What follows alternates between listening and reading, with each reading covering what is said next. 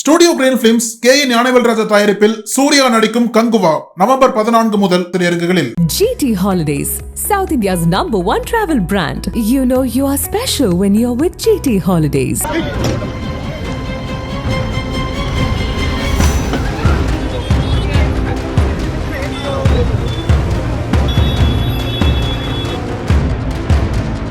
கிருஷ்ணகிரி மாவட்டம் ஓசூர் பகுதியைச் சேர்ந்தவர் சத்யநாராயணன். பிரபல வழக்கறிஞரான இவர் ஓசூரில் பல்வேறு குற்றவியல் வழக்குகளை எடுத்து நடத்தி வருகிறார்.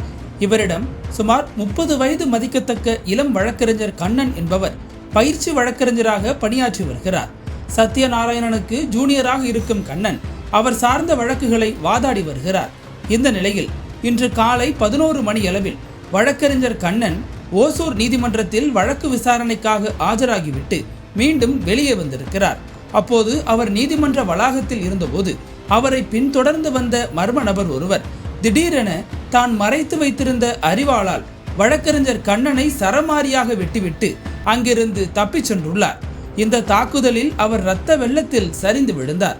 பட்ட பகலில் பொதுமக்கள் முன்னிலையில் நடந்த இந்த துயரச் சம்பவம் அங்கிருந்தவர்களை விழிப்பிதுங்க வைத்துள்ளது.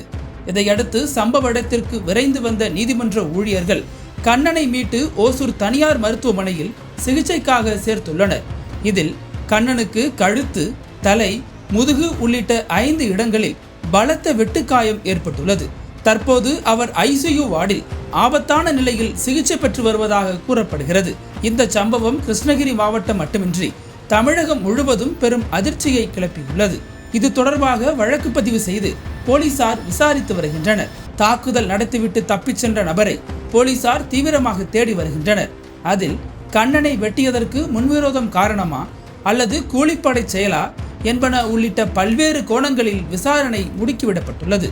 இதனிடையே போலீசார் நடத்திய முதற்கட்ட விசாரணையில் வழக்கறிஞர் கண்ணனை அரிவாளால் வெட்டி கொலை செய்ய முயற்சித்தவர் மற்றொரு பயிற்சி வழக்கறிஞர் ஆனந்தன் என்பது தெரிய வந்துள்ளது.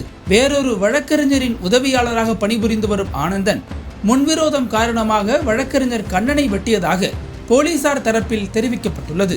தொடர்ந்து கண்ணனை தாக்கிவிட்டு அருகில் உள்ள JM2 நீதிமன்றத்தில் ஆனந்தன் சரணடைந்துள்ளார். ஓசூர் கோர்ட் வளாகத்தில் இளம் வழக்கறிஞர் ஒருவர் ஓட ஓட வெட்டப்பட்ட சம்பவம் பரபரப்பை ஏற்படுத்தியுள்ளது.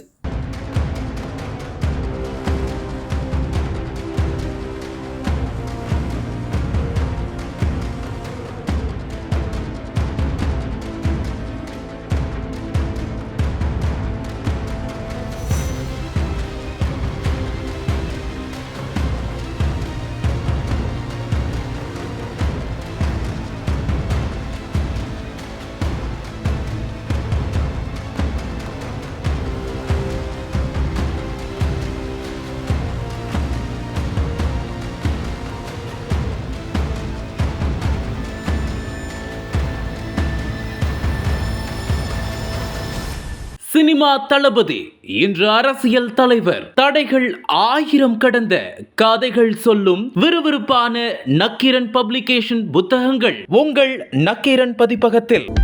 அனல் பறக்கும் செய்திகளை அப்டேட் செய்து கொள்ள நக்கீரன் களத்தை இப்பவே சப்ஸ்கிரைப் பண்ணுங்க.